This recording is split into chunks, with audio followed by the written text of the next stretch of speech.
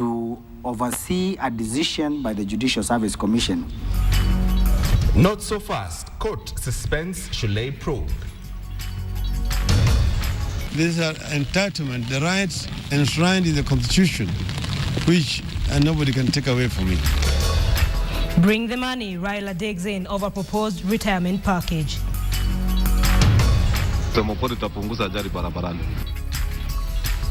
Roadside justice, unpleasant surprise for reckless drivers. And it cost as much as a goat, Kenya's most expensive chicken on the frontier.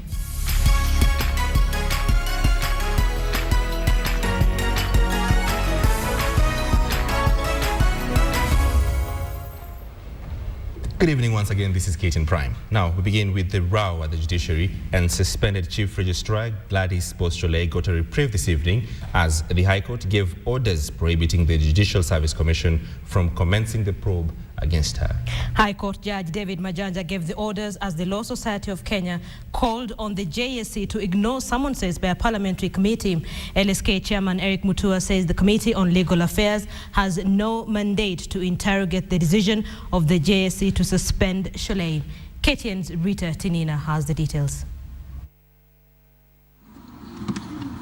A day after she appeared before the Parliamentary Committee on Justice and Legal Affairs, suspended Chief Registrar of the Judiciary Gladys Boschole, through lawyer Donald Kipkorir, moved to court seeking, among other things, to quash the compulsory leave order to stop the Judicial Service Commission from commencing disciplinary proceedings against her and to prohibit JSC Commissioners Ahmed Nasir Abdullahi and Emily Ominde and Court of Appeal Judge Justice Mohamed Warsame from sitting in any committee investigating her. High Court Judge Justice David Majanja granted Shulei one plea and gave orders prohibiting the JSC from commencing disciplinary action against Shulei until the matter is heard next Tuesday. The High Court issued the orders as the Parliamentary Committee on Justice and Legal Affairs issued fresh summonses to the Judicial Service Commission to appear before it on Thursday next week. Because there are extremely very serious, damaging allegations that have been made against some members of the Judicial Service Commission. So it is in their interest to appear. But the Law Society of Kenya wants the JSC to snap the invitation. The Judicial Service Commission, through its commissioners, should not honor the summons to attend. The LSK says the committee is overstepping its mandate and should respect and uphold the principle of separation of powers between the judiciary, the legislature, and the executive. And the moment one arm of government acts as if it has authority and control or superiority over another, then you do not have what we can call constitutionalism. Mutua says the committee can summon the JSC over issues such as budgetary allocations and removal of commissioners from office, but cannot interrogate a decision of the JSC. Once the Judicial Service Commission makes a decision, then Parliament has no jurisdiction whatsoever to purport to sit on appeal over that decision. LSK is, however, urging the JSC to ensure Gladys Shulei is accorded the right to a fair hearing.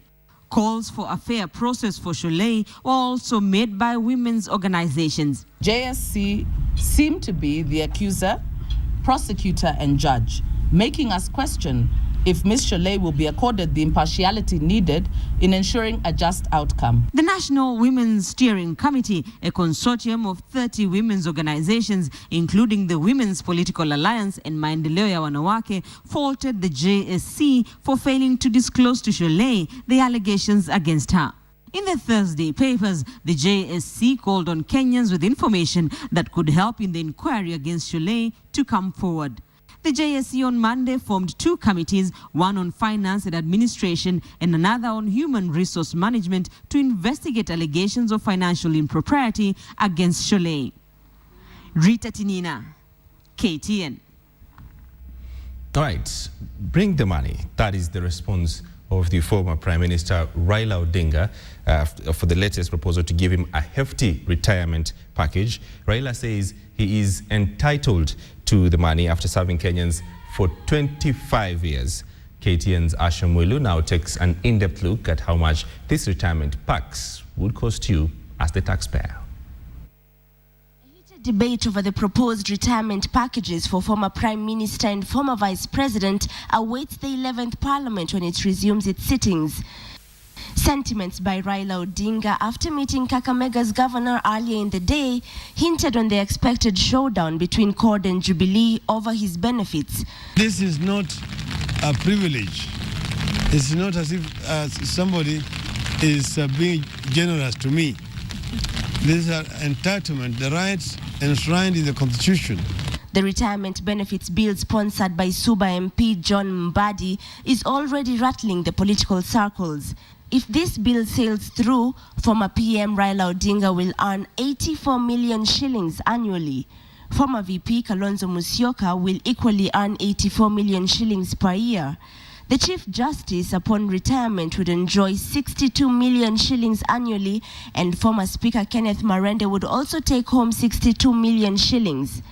The government, however, has already expressed reservations on the proposed packages.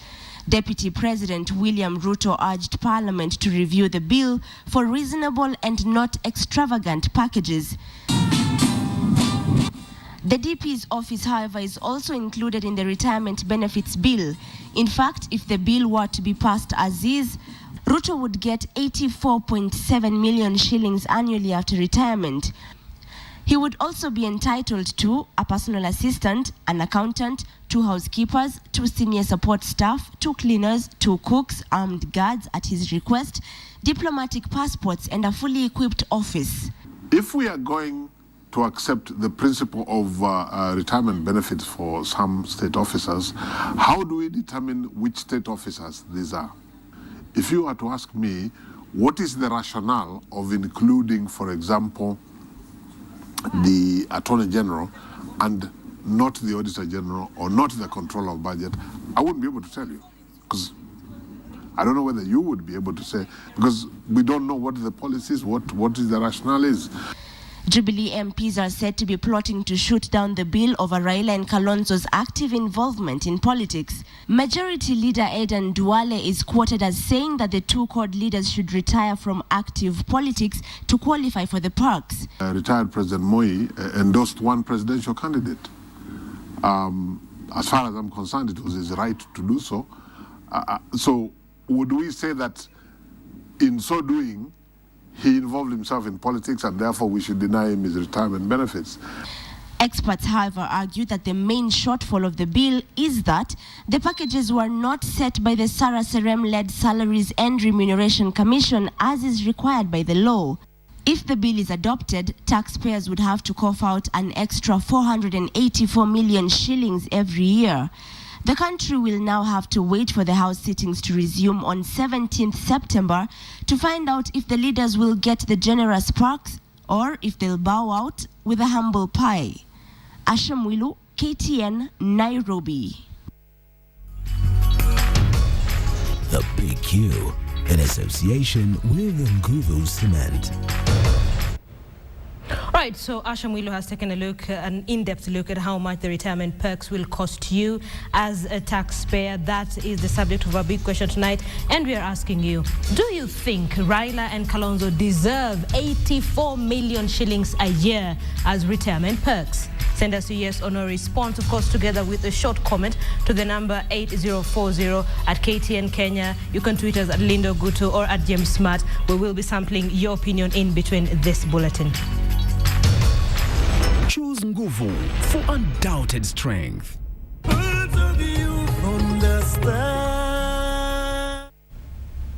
You're watching KTN Prime, and tonight we can tell you that motorists on Mombasa Road have been put on notice. You will be fined on the spot for some traffic offences. And if you're unable to pay the fine, well, it's off to jail for you. You don't want to miss these details from Angel Katusia. Take a look.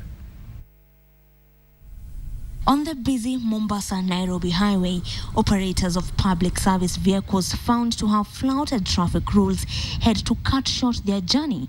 Drivers of personal cars were not spared either. This is a stretch near Athi River. Dozens of motorists were netted by the police for breaking traffic rules. But it was not business as usual after the arrest. The mobile vehicle inspection unit from Nairobi was pitched in tent here where they inspected vehicles, and the Mavuko Law Court magistrate was on standby to deliver the judgment. Errant drivers were convicted or fined on the spot. On its first day of operation, the newly established vehicle inspection unit impounded over 100 vehicles. Drivers who had violated traffic laws were slapped with heavy fines ranging between 30,000 and 50,000 shillings. Those who were unable to raise the fine were taken directly to Athi River prison to begin serving their sentences.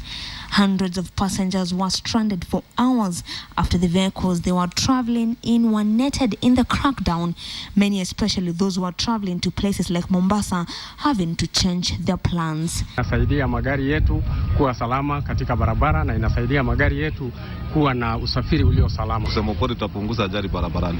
Watu watembee na ite speed, hiyo ni mzuri.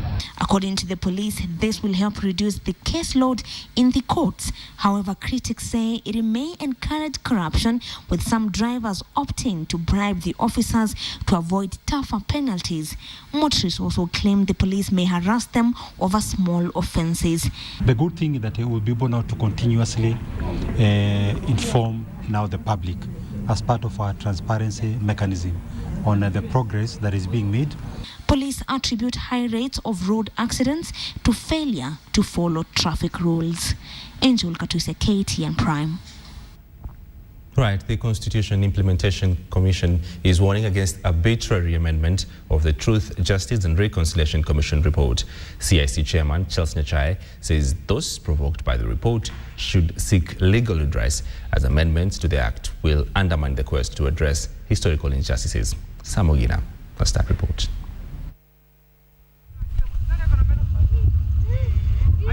Those kicked out of their land during the ethnic clashes in the Rift Valley are still nursing their wounds and trying to adjust to their new title of internally displaced persons. The newest in this group are those displaced during the 2007-2008 post-election violence. This is the first lot of IDPs to be given land. They were resettled at Giwa Farm in Rongai constituency in Nakuru County. Sami Gitao Masharia used to live at a place known as Plateau in Eldoret before he was displaced. Maisha tumeanza kupik, sio mbaya sana, tuwezi sema ati tuko na shida. Ateno Karanja, a 2007 post-election violence victim, used to live in Kipkelion before she was displaced. She moved to the showground before they were relocated to Mawingu camp. And Florence Chelangat Cheruiyot used to stay in Mohoroni before she was displaced and resettled in Rongai after being allocated 2.25 acres of land. Wakatujengea manyumba, wakatupea shamba.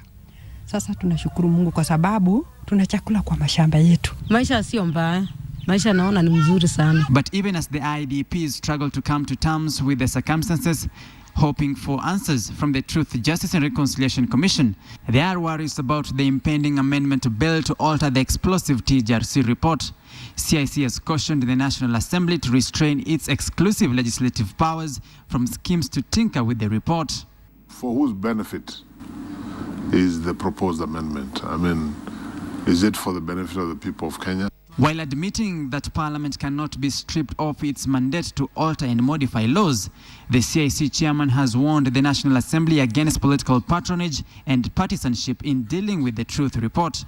Nyachai says TJRC as an Agenda 4 commission was sanctioned to unearth the country's historical injustices and not shield any sacred cows. I think the responsibility that Parliament must discharge here is the spirit of the national values of accountability and transparency that are to be found in the Constitution.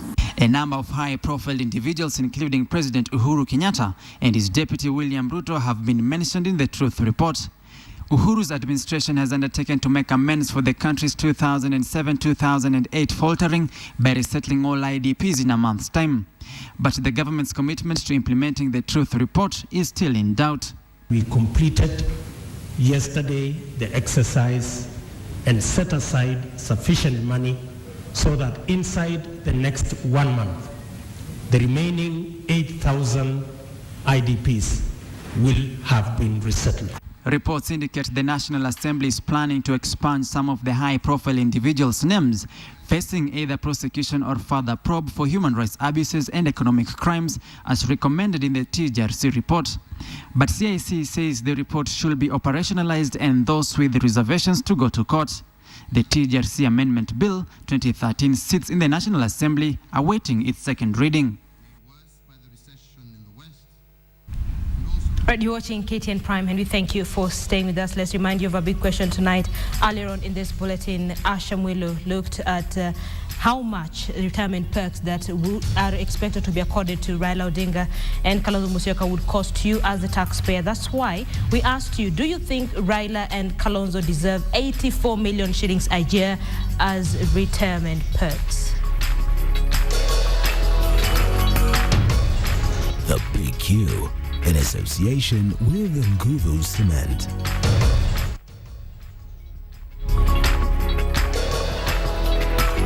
Is the number you need to text on, and or you can tweet us at Linda Ogutu or at KTN Kenya or at James Smart, and we'll be able to bring you that response. Let me just get some of the people who tweeted in, and one tweet here says, no, they don't deserve it, period. Another one says, Amudoni says, no way, that's just too much. Yes, they must be given something, but not such a huge amount of money. That's coming in on Twitter. Ruben Support says, well, they deserve it like any others. Appear that it's quite a controversial and quite interesting conversation to have since the former Premier and the former Vice President have not retired from politics, as it were, and it forms, one another basis of argument there. Of course, and the Premier maintaining that he deserves that money. That is a big question tonight. Keep writing in, and of course we will sample some of your views just before we end this bulletin. Choose Nguvu for undoubted strength.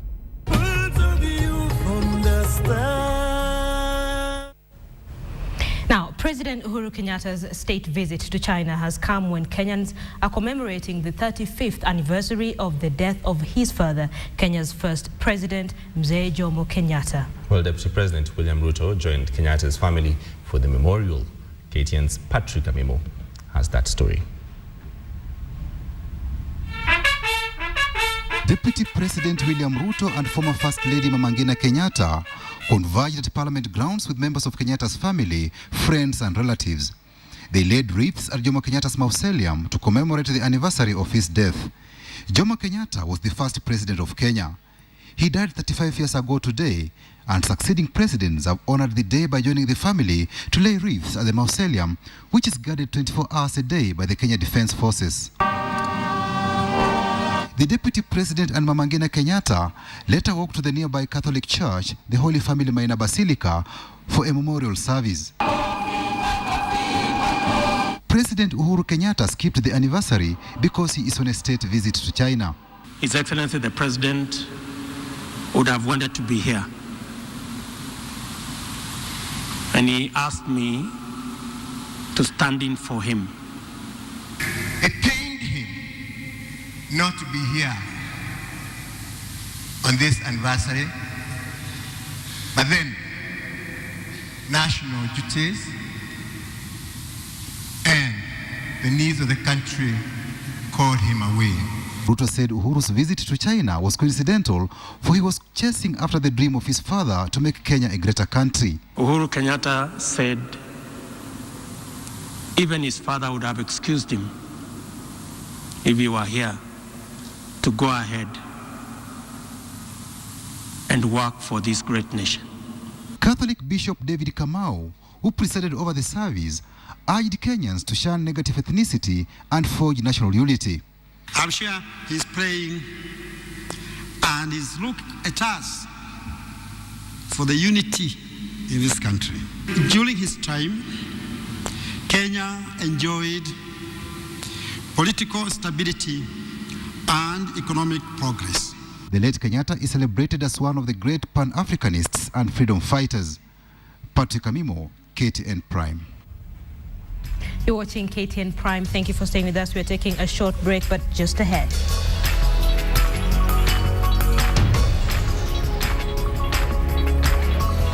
Kenya's most expensive chickens, which cost as much as goats.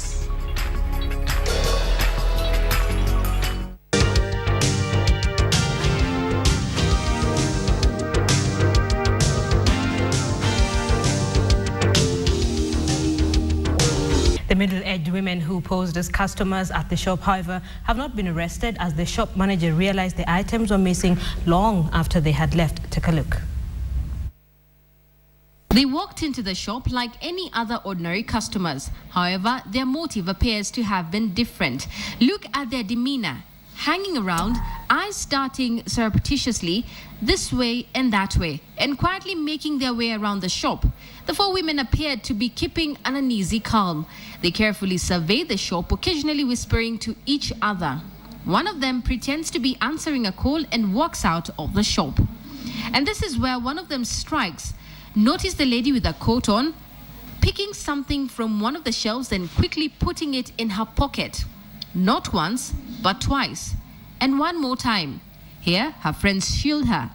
It doesn't stop there. She pulls her coat and reaches out her hand to steal what's left of what's inside the shelf.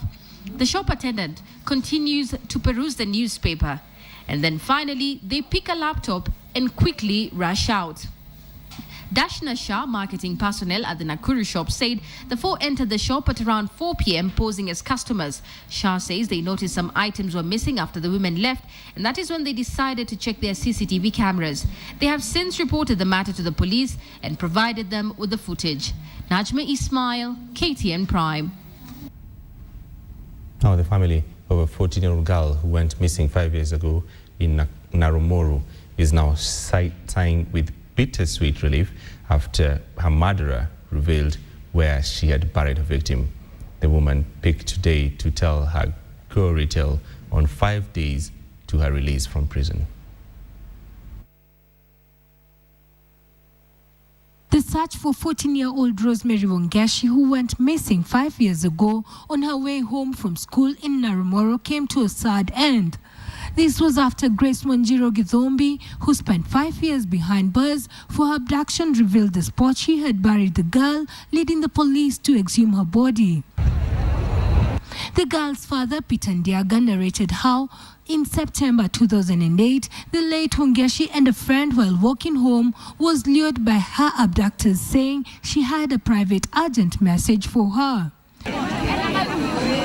Residents embarked on a search for the young girl but never found her. The family never gave up. Police say Wanjiro had never confessed her heinous act, even though she had spent 5 years behind bars for this crime. Now, only 5 days to her release, Wanjiro is confronting her ghost. She has finally confessed. Nyeri County Police Commander Agnes Lihabi said they received the information the girl was buried around the suspect's home and her remains were still at the site.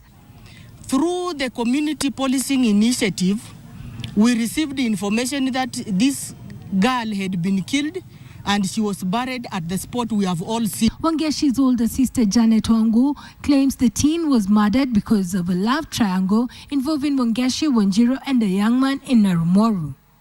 Winnie Kamau reporting for KTN. Elsewhere, the National Environmental Management Authority, that is NEMA, has closed down a multi-million quarry at Kararapon village in Gong after reports that the China Road and Bridge Corporation Company is using explosives to extract rocks from the quarry, causing a nuisance to 5,000 residents in the area.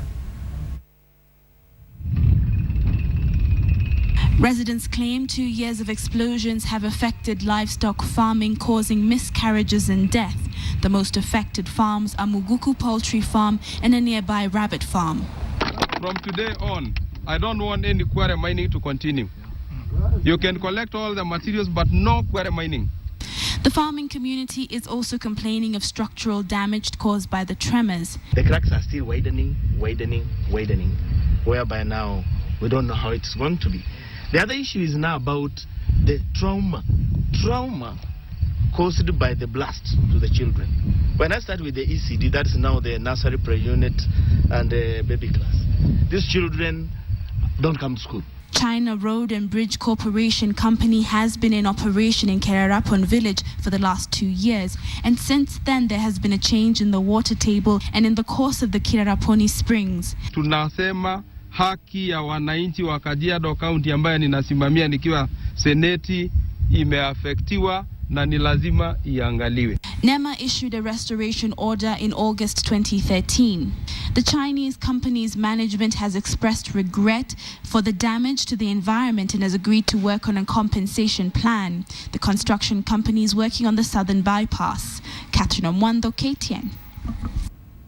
All right, it was a fun-filled day for Radio Maisha fans in Nakuru as the Standard Group's radio crew arrived to a rousing welcome for the first day of an engaging roadshow. The Radio Maisha listeners came face-to-face with their favorite radio hosts, with some walking away with some fabulous prizes. Now, this is the first roadshow since the radio station was relaunched in June. Radio Maisha has also unveiled new frequencies, broadening its reach across the country, and so listeners in Eldoret, Kericho, Kitui and Kitale can now tune in. The Radio Maisha caravan was also in Eldoret today before proceeding to Western and Nyanza in areas of Kakamega, Busia, Kisumu, Kericho, Bomet and Sotik. Popular musicians including Waire, Willie Paul, Size 8 and DNA are scheduled to perform for the fans on this roadshow.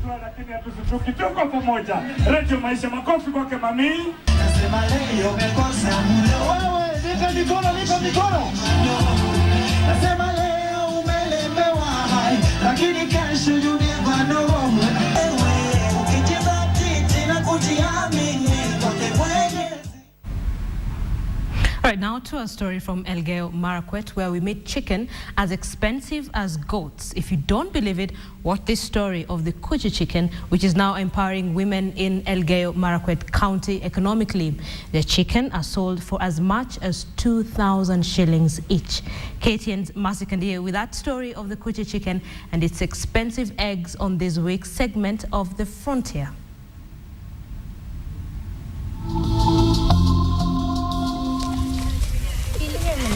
For these two cocks fighting, it's a battle between them to determine the stronger of the two. But for the villagers in Anin, there is no mystery over the winner. It is the simple matter of the preferred breed. After all, there is a distinct difference between the two cocks. The brown cock is your ordinary breed, while the black one is known as a Kuchi chicken, the one preferred by residents here.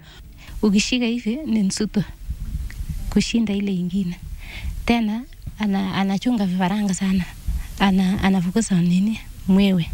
Tumeuza, tumesomesha na watoto, na hata mayai tunauza. Mayai moja tunauza na 20, alafu kuku tunauza na 2,000 chogo, alafu mwera tunauza na 1,500. Kuchi is a chicken breed found in Lamu County and was brought to Elgeyo Marakwet County in 2009.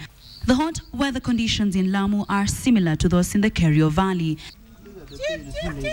The Kuchi were distributed to women's self-help groups in a move to economically empower women in society, moving from the traditional small-scale maize farming that did not yield much. So these chicken are gender sensitive because they can be owned by women.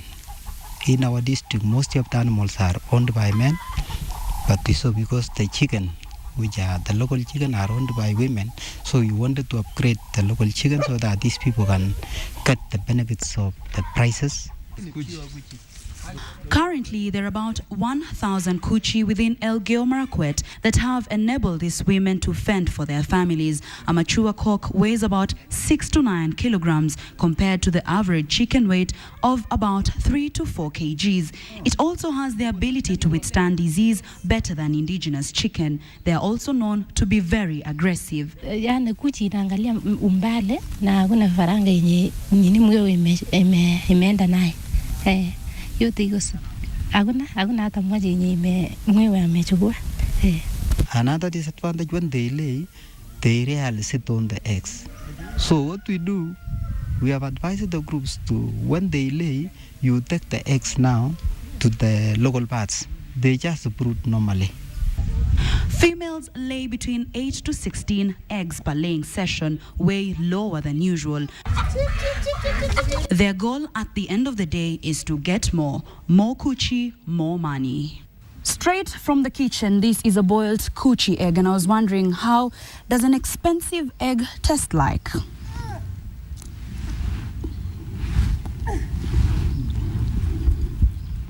Well, I'll keep the comments to myself. If you want to know how an expensive egg tastes like, then you will have to visit either Lamu or Elgeyo Marakwet County and test for yourself. Marcy Kandie, KTN, Anin Village, Elgeyo Marakwet County. Do you know how an expensive egg tastes like? I have no idea, but we should keep some. 2,000? It's only 2,000 bob. And I'm sure it's an acquired taste that comes with it. Okay. All right. You're watching KTN Prime. And on the big question, we asked you that retirement benefit question where Prime Minister Raila Odinga, former Prime Minister Raila Odinga and former Vice President Kalonzo Musyoka are entitled to about 84 million shillings a year each. And today they say they deserve that money. Asked your opinion count on big question if they deserve that. Of course, let me see if I can sample some of your views. Dr. Smokin says, even Uhuru and Ruto do not. No one deserves that sort of money for being retired. It's plain stupid.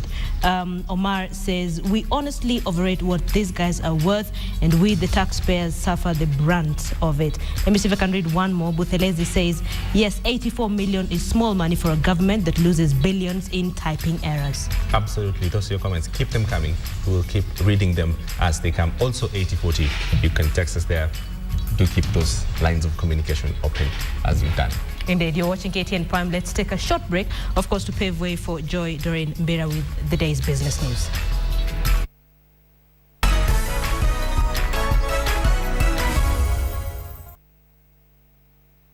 Expenditure. And this year is no different, with the new government sticking to the script and increasing the tax burden further. But is this the right move for an economy that is still struggling to get back on its feet? Adelaide Changole explores this story. Kenyan informal employment gets a monthly salary of about 38,000 shillings. This is thereafter subjected to a 30% income tax and is then subsequently reduced by a series of indirect taxes. The remaining sum is expected to cover all personal costs. All this has meant that many Kenyans are forced to live from hand to mouth. Now, a raft of tax changes meant to fund the current 1.6 trillion shilling budget are bound to stretch the little take-home even further. For starters, the government has reviewed the VAT structure, reducing the number of tax-exempt goods from 443 to 27. And while this has drawn praise from analysts, the government has been faulted for failing to make the move tax neutral. The good compromise should have been then to reduce the rate of VAT, the standard, what we call the standard rate, which is 16%, 14.5%, or even 15%, that with the view of trying to make that tax effect revenue neutral. The government has also unveiled a 10% excise duty on all financial transactions, which means Kenyans will have to pay more to withdraw money from their bank accounts or access mobile money services. And to top it all off, the state introduced a 1.5% railway development levy that will be charged on all imports. I think to understand government's move is you realize they just want more money. The consequences are a secondary consideration. And the consequences are a double whammy for Kenyans who now have less money and must find a way to buy the now more expensive goods and services, a fact that will downgrade the quality of life for the average mwananchi. A very small formal sector, and we have a very small number of people who work. So it's the same wages that we'll be sending to other people up country, buying those goods and services on which the same taxes will apply. So definitely, you've increased the burden of taxation for those in the formal sector. This then begs the question, is increasing taxation to fund government spending the right move for Kenya? We need to relook at what we are doing in our economy, and does it make sense? All the same, the die has been cast for Kenyans who will now find the going harder and the time tougher as they are squeezed for every cent they have. Adelaide Changole, KTN Business Today. Related industries such as the ginneries resulting into unemployment, loss of income by the ginners. The collapsed ginneries have only increased importation of textile, leading to low production of cotton by Kenya. While the influx of imported products is fronted as the reason for the fall in purchase of Kenyan manufactured textile, there are several other factors that have contributed to the low textile returns, including the continued neglect of cotton farming in Kenya. In 1985, Kenya produced 38,000 tons of seed cotton. Production has since declined to 14,000 tons a decade later. With the expectation that at least whoever will give a hand will also at least improve us. Otherwise, economically, we are now off. As at 2005, production stood at only 5,000 tons from 30,000 hectares, translating to 1 ton per 6-hectare piece of land. Cotton ginneries initially provided fertilizers to farmers, but the reduced support has led to low produce by small-scale farmers. Currently, there are only 10 ginneries that are operational, with some of them having ceased operation due to shortage of raw materials and general mismanagement, like the Malaba Malakisi ginnery in Western Kenya. Some of the cotton used to go to Rivertex in Eldoret, and some of it to Kenit in Eldoret, and some used to go to Montex and thicker cloth mills, and some used to go to Mombasa Towel Industries. Cotton was one of the most lucrative industries in Western Kenya, with huge employment here at the cotton ginnery in Malaba Malakisi Cooperative Union. But today, all you see is vandalized equipment and, of course, a stalled factory. If revived, this ginnery promises employment opportunities, increased revenue collection, and better standards of living to the people living in this area. Joy Doreen Bira, KTN Business Today. And well, that brings us to the end of our bulletin today. But before we wind up, let's bring you up to speed with how the Kenya shilling performed today against the other currencies, and also how the listed markets performed at the Nairobi Securities Exchange. I'm Joy Doreen Bira. Good night.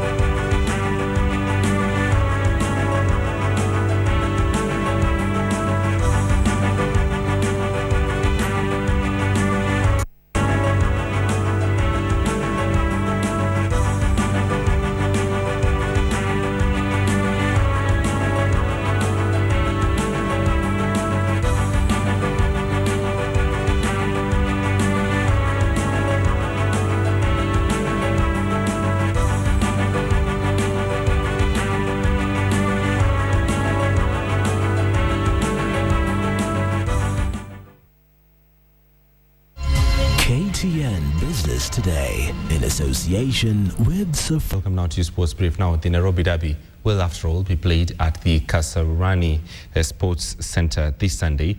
That after the Stadium Management Board and the Gor Mahia buried the hatchet this afternoon meeting between the two, resolved that to have the match go on as scheduled, and that Gor Mahia ensures its supporters refrain from hooliganism. Meanwhile, Gor Mahia opponents FC Leopards have sharpened their claws, ready to take the 3 points.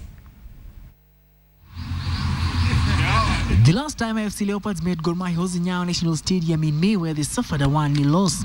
According to coach Luke Emil, that is in the past now, and the Leopards are looking to revenge that loss. We train with a lot of concentration, application. Okay, sometimes we missed a lot of chances on the pitch, sometimes a lack of concentration. Gor Mahia have been allowed to host the derby in Kasarani after a meeting with the Sports Stadium Management Board Thursday afternoon. However, Gor Mahia officials disagreed with the 2.8 million fine imposed on them by SSMB, and they will have the damage reassessed by both parties before agreeing on a fine. The hosts will have a flat rate of 500 shillings charged across all terraces. Derby is of great importance, considering that Gor Mahia are the current league leaders at 40 points, while AFC Leopards are at position 5 with 31 points. And a win for AFC Leopards will mean that the Ingwe outfit would move up to the top 3 slot. After the Mashimiji Derby, AFC Leopards will remain with 8 matches on the card. Victor Ogale, KTN Sports. Nairobi's Mathare North side, Otto Beneka, will clash with Western side Murhanda Girls in the first girls semi-finals match at Hope Center in Kangaro tomorrow. Otto won all their Group A matches to finish top of the standings ahead of their Nairobi counterparts, Beijing Girls, while Murhanda got all important victory they needed after thrashing Maragua Queens 7-0 in their last match to peep Kapsoa to the runners-up position behind Kisumu Queens.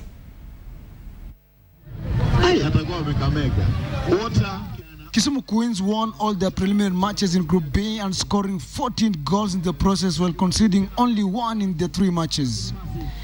The Lakeside team has Mercy Akinyi to thank for finding the back of the net twice in Kisumu's 3-0 win over Kapsowar. Murhanda boys have been bundled out of the Coca-Cola after being unable to bag all the 3 points against Malindi United in Group A. Murhanda took the lead through Hilton Asutsa, only for Hassan Ali to draw level with a tap-in from a free kick in the second half.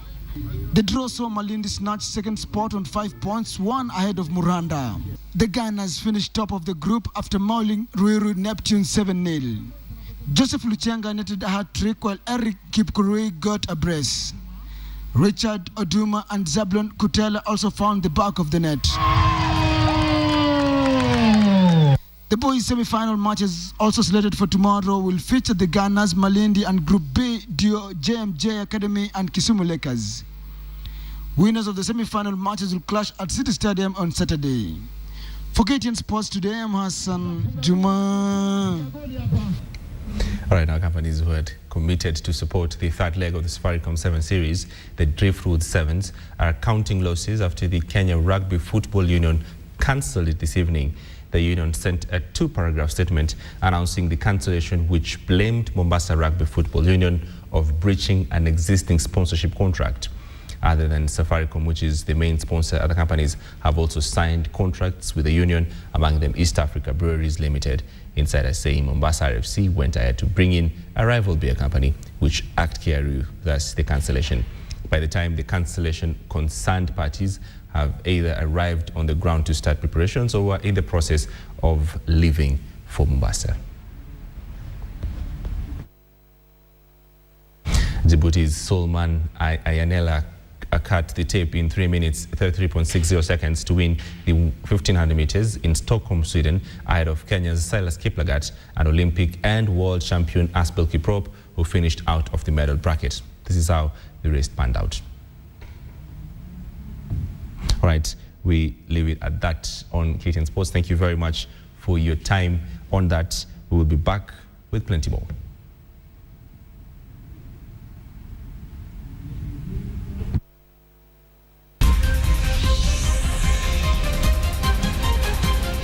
KTN Sports Today, in association